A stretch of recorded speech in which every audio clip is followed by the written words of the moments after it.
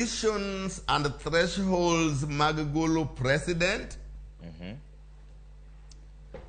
Tiene ni Supreme Court onego ket kata ken judgment kata en opinion. Ni kidwa golo president kata deputy ne wang'eyo ni katiba wacha achiel ariyo adek.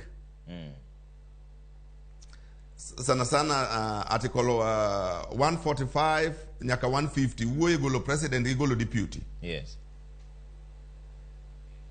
Giwuoyo ni conditions madongo en ni nitiere gross violation of the law.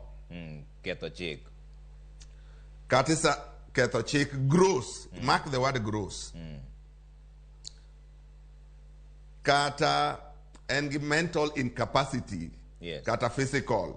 Yes. Otuo e wiye kata otuo e ringre. Yeah. Maradek un gi reason to believe.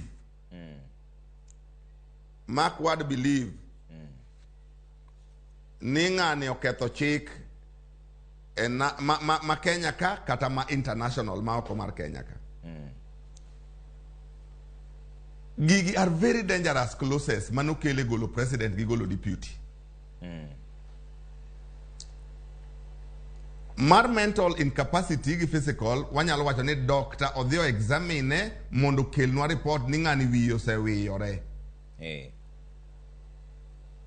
Kata dende koro onge teko nyocho yudo kata ajali kata tuo goye ma onge teko konyal perform function ni.